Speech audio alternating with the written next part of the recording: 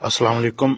ਅੱਜ ਜੀ ਅਸੀਂ ਕਰਨ ਲੱਗੇ ਬੱਕਰਿਆਂ ਦੀ ਡੀਵਾਰਮਿੰਗ ਤੇ ਉਹਦਾ ਤਰੀਕਾਕਾਰ ਤੇ ਕਿਸ ਤਰ੍ਹਾਂ ਡੀਵਾਰਮਿੰਗ ਕਰਨੀ ਹੈ ਉਹ ਸਾਰਾ ਤੁਹਾਡੇ ਨਾਲ ਸ਼ੇਅਰ ਕਰਾਂਗੇ।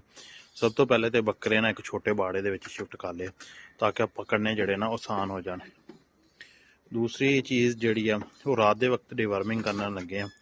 ਇਹ ਰਾਤ ਦਾ ਜਿਹੜਾ ਵਕਤ ਹੁੰਦਾ ਵਾ ਜਾਨਵਰ ਚਾਰਾ ਵਗੈਰਾ ਖਾ ਕੇ ਇਸ ਟਾਈਮ ਫੁੱਲ ਰੱਜ ਕੇ ਨਾ ਬੱਕਰੇ ਖੜੇ ਆ, ਤੁਸੀਂ ਦੇਖ ਸਕਦੇ ਆ। ਤੇ ਬੱਕਰੇ ਮਾਸ਼ਾਅੱਲਾ ਫੁੱਲੀ ਐਕਟਿਵ ਆ।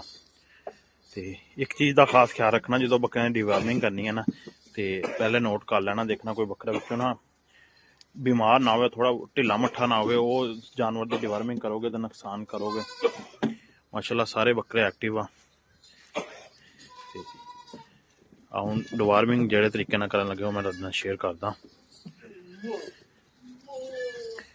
ਇਹ ਸਾਹਮਣੇ ਸਾਡੀ ਮੈਡੀਸਨ ਪਈ ਆ, ਇਹ 5 ਦੀ ਮੈਡੀਸਨ ਜਿਹਦੇ ਨਾਲ ਅਸੀਂ ਇਹਨਾਂ ਦੀ ਡੀਵਾਰਮਿੰਗ ਕਰਾਂਗੇ। 1 ਲੀਟਰ ਵਾ ਤੇ ਇਹ ਇਹਨਾਂ ਦੇ ਵਜ਼ਨ ਦੇ ਹਿਸਾਬ ਨਾਲ ਇਹਨਾਂ ਦਿੱਤੀ ਜਾਏਗੀ। ਵਜ਼ਨ ਮੈਂ ਤੁਹਾਨੂੰ ਦੱਸ ਦਿੰਦਾ, ਥੋੜਾ ਜਿਹਾ 45 ਕਿਲੋ ਦਾ ਜਿਹੜਾ ਬੱਕਰਾ ਨਾ ਉਹਦੇ ਉੱਪਰ 10 ml ਆ।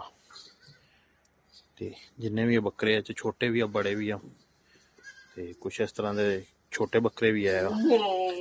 ਇਹਨਾਂ ਦੀ ਕਰਨ ਲੱਗੇ ਆ, बस बकरे पकड़ांगे, कोई मिठा पानी है ये वो चीज़ा नहीं देने की जरूरत, कली मेडिसन नहीं देवांगे क्योंकि असी आ ही देंगे हैं। तो रात का वक्त जानवर चारा चूरा खा के बिल्कुल फ्रैश हो गया। तो क्योंकि डिवार्मिंग जोड़ा ना यदा तरीकाकार है कि जानवर को कुछ टाइम मिल जाए। दानी देखिए उधरला बुआ तो नहीं इन्होंने खोल लिया, कुछ चारा वगैरह ना खान तो कुछ देर इन्होंने मिल जाए, यानी कोई 2-3 घंटे मिल जाए तो वो बेहतरीन टाइम है वक्त रात में दवो। इस तो बाद जानवर जड़े ना वो 2-3 घंटे जड़े 2 घंटे हजे ना बाहर बाड़ियां दे विच नट्ठन भज्जणगे।